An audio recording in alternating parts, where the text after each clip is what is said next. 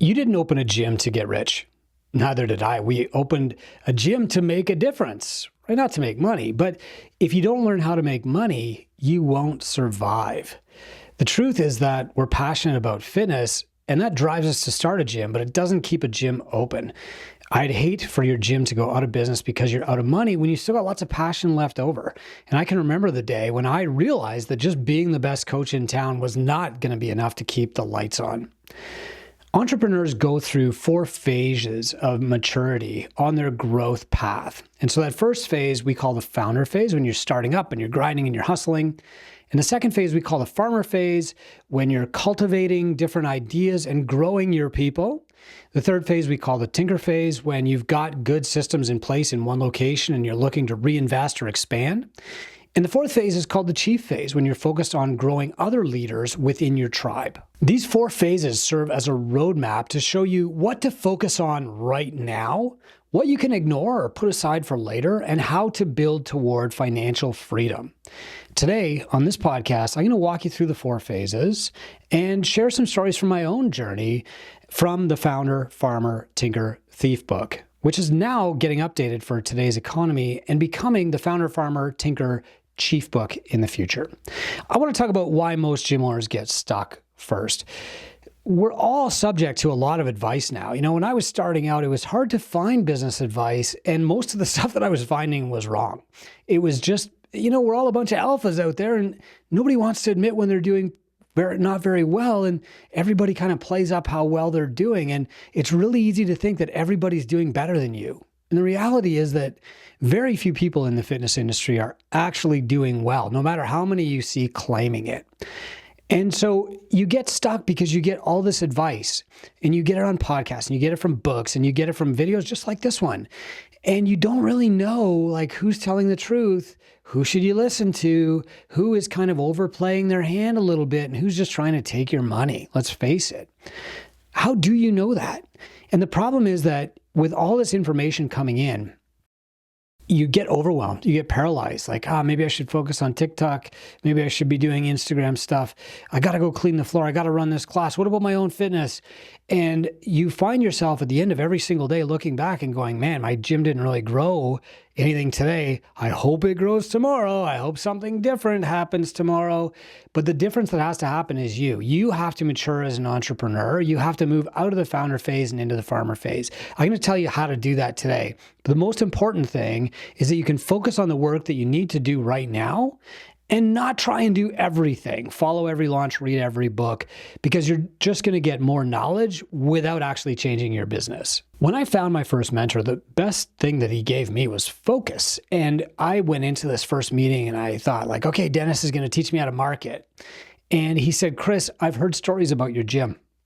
You do not want people like me coming to your gym right now, because we'll come in once, we might be polite about it, but we'll leave and we won't come back. You need to fix your gym first. You need to make it appealing to the audience that you want to attract. You need it to be attractive to people so that they stay once you do start the marketing. Don't buy any advertising like you're tempted to. And that's actually what launched me down this path. I started a blog called don'tbuyads.com as a reminder to myself that advertising a poor gym was just going to kill me in the long run, that people would come in and they would go out too quickly. So what did I actually need to do at that phase? Well, that's what Dennis walked me through, and I'm going to share that with you now. The problem was that I was about 4 years into gym ownership at that stage, at that time in my career, but I was still in the founder phase. I was still trying to do everything myself. I had hired staff, but I was micromanaging them. Nothing was written down. All the decisions were in my head. I thought everybody just knew what I knew because it was common sense. I was mopping. I was coaching the classes. I was working out. I was answering the phone. I was paying the bills. I was running the payments. I was doing the sales. And in the leftover time, I was doing the marketing. So, of course, I wasn't doing the marketing at all. And I had this opportunity to work on a corporate partnership. And I thought, oh boy, I got to jump on this. And I actually brought this to the first meeting I ever had with my mentor, Dennis. I'm like, how do I lock this down? It's going to go away. I'm going to miss this opportunity. And he's like, Chris, if you bring these people into your gym right now, they will hate it. They'll tell their friends and they'll never be back. He gave me that tough love. And, he had me start by cleaning my bathrooms. Okay, I get it that this is a long play, but I was still very impatient. And then he had me hire a cleaner with money I didn't really have, but he had me reinvest that time into marketing. And it's a story that I've shared a few times, but I paid that cleaner $15 for the hour and I made $450, and the light bulb started to go on. Okay. The thing is here, like, a lot of us think that because our gym has been open for a while that we must know what we're doing, right? Like, we've dodged the bullets. But what we can't tell from inside is that maybe we've been lucky. Maybe we haven't really faced any hardship yet. You know, it's really easy to be a good business owner when the market is good. It's really hard to be a good business owner when the market isn't good. A rising sea lifts all boats. And then when the tide goes out, we see who's not wearing a bathing suit. And this is really like an important thing to understand, is that you might be still in the founder phase, even though you've been doing this for a long time. There are a lot of gyms out there who have been around for a decade, 20 years even, and they've survived, but they've never really grown, and the owner is burned out and they're not making any money. I do not call these people successful entrepreneurs. And so you can't skip steps. You've got to solve the founder problems, then the farmer problems, then the tinker problems, and then worry about the chief problems in stages. I'll give you an example of skipping steps. When my gym was brand new, I was getting advice from CrossFit discussion boards, from the NSCA discussion boards, from Yahoo groups, everywhere I could find to get advice. And the recurring advice that seems to have been buried now is like, you start really, really small, in the smallest space you can find, you sign the shortest term lease you can find, you build your own equipment, and only when people are doing burpees on the sidewalk outside do you start thinking about expansion. That message has been kind of lost. But a lot of those owners were actually fine in their first couple of years, the people who started tiny and scaled up. Now what you see is people signing these big leases on these micro gyms, 10,000 square feet that they don't even need. They're signing up managers and coaches in advance and paying them salaries before they've got $1 in revenue. And so they're actually trying to like build this mansion and they have no foundation. They're skipping steps. They're trying to jump straight into farmer phase instead of building up slowly and building a solid foundation. And then, of course, when any little thing doesn't go as planned, the build out didn't get done on time, the tax man shows up, I didn't have the right guardrails in my bathroom and I can't open. Like, any of these things will kill you. You become super duper fragile if you try to skip steps. Now that I've got all that out of the way, let's go through the phases. The first phase of gym ownership is called the founder phase. The purpose of the founder phase, or your goal, is to get to break even as quickly as you can.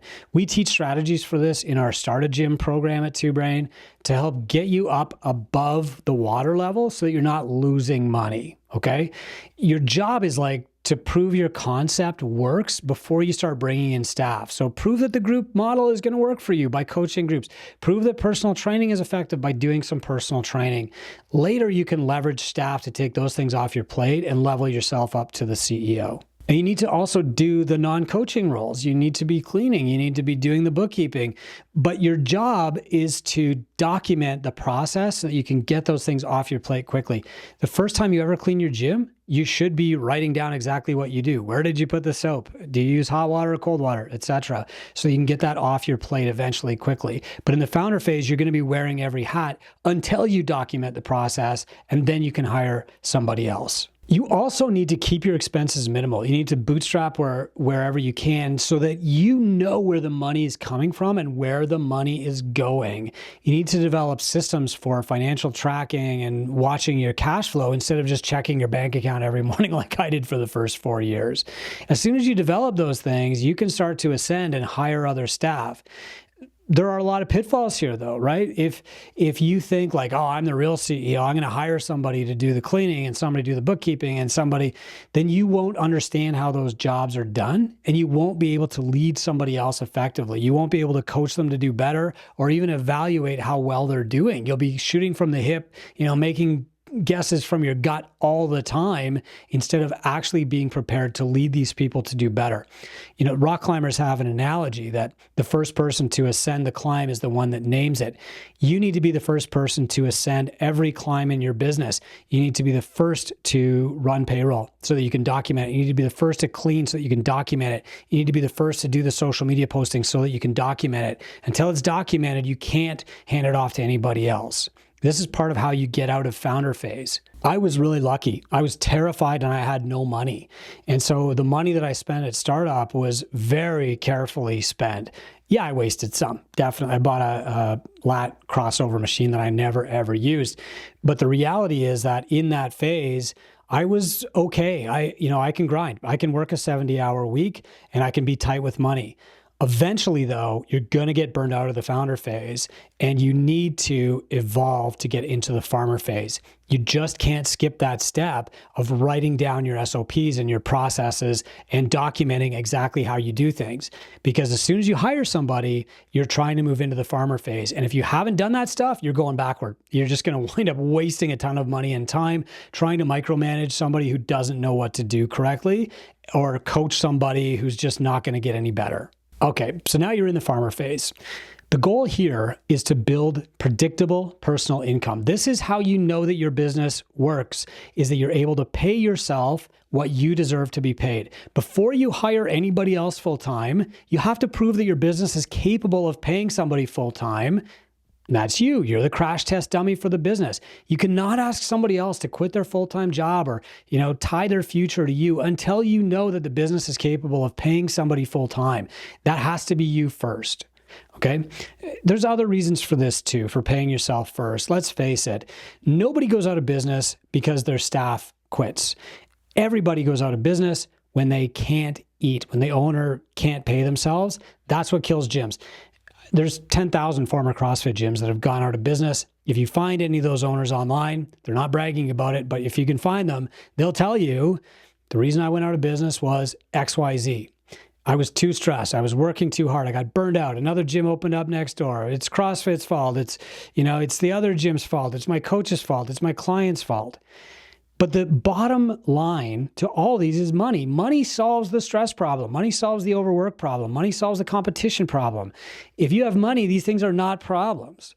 The reason that these gyms all go out of business, eventually, if you dig deep enough, is that the owner didn't make enough money. And so you need to pay yourself first. The next core action in the farmer phase is to hire. But you have to hire the lowest value roles first. You have to hire the cleaner, the admin.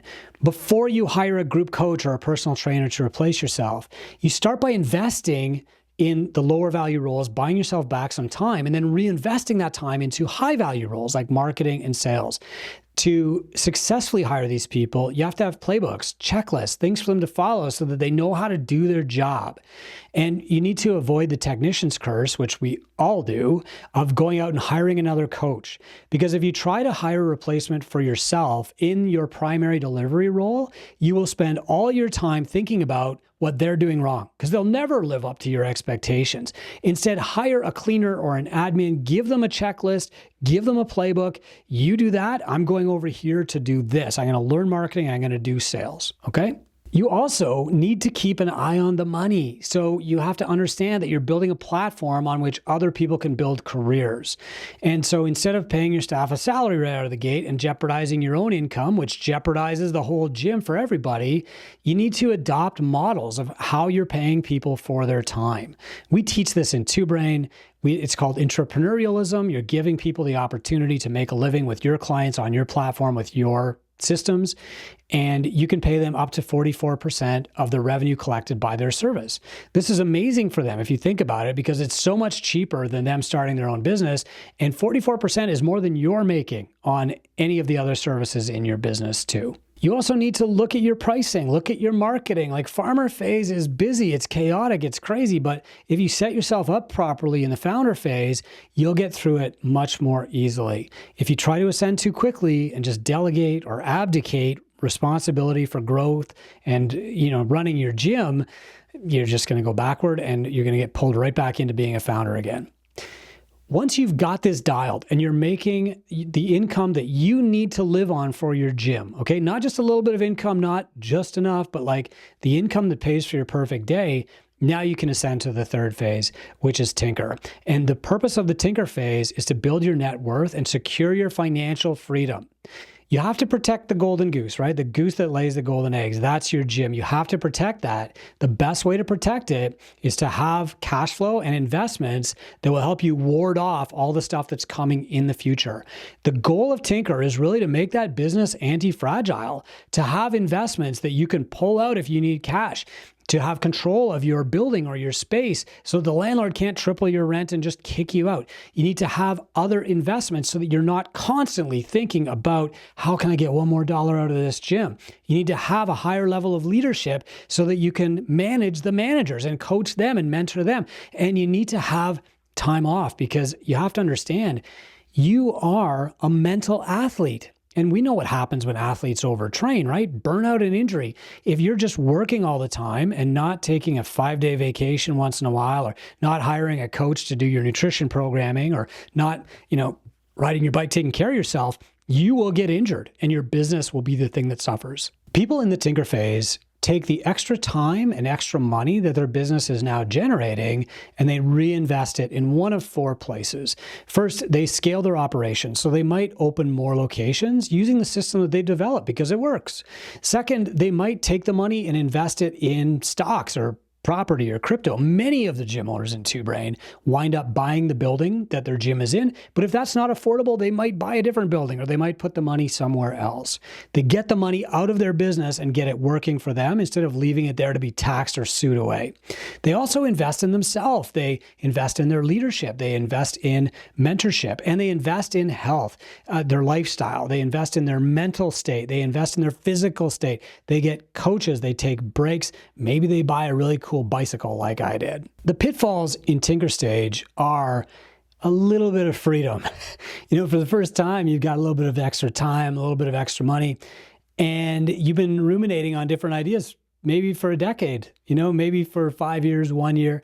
And you think like, now I've got time to open that coffee shop, right? I've got a successful business. Why don't I start over in a business that I know nothing about and just totally destroy my life again? And I have this story. I ran into a good friend of mine from my powerlifting days. After, 10, 15 years of opening my gym, I ran into him at this gas station, and in the back of my truck was my bike. And he's like, "Hey man, that's a cool bike.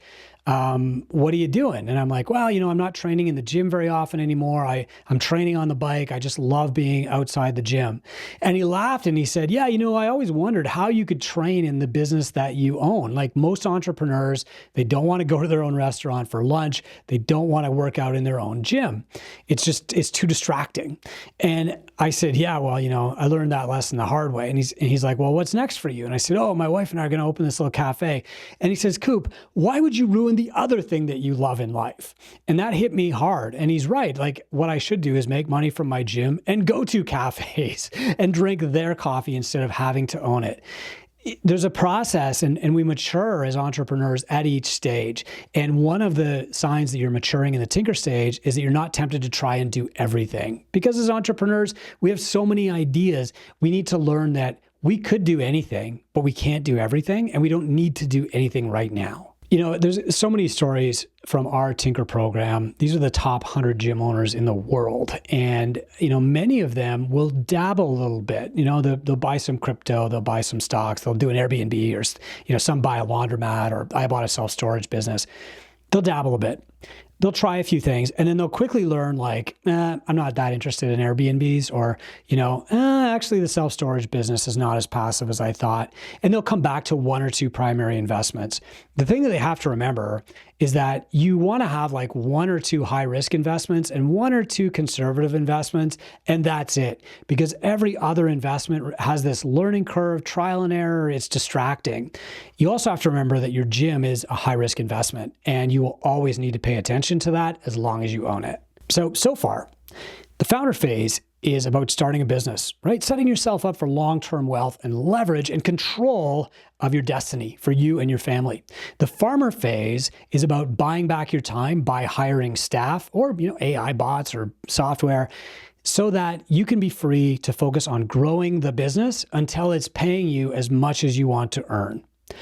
The Tinker phase is when you're earning as much as you want to, and now you need to reinvest for the future so you're not living this grind life for the next 30 years. And finally, the Chief phase is about creating other leaders and expanding your impact to your community. So years ago, when I wrote Founder, Farmer, Tinker, Thief, I thought that the point of Tinker phase especially was make lots of money and give it away. And so I envisioned the last stage of entrepreneurship as more like a Robin Hood phase. You know, the Bill Gates, I'm going to start a foundation, and I'm going to take money from myself, from my friends, and I'm going to give it to people who need money. And I'm going to give it my time to people who need mentorship. And I'm going to give my time to charities like the local food bank that just need bodies on the ground.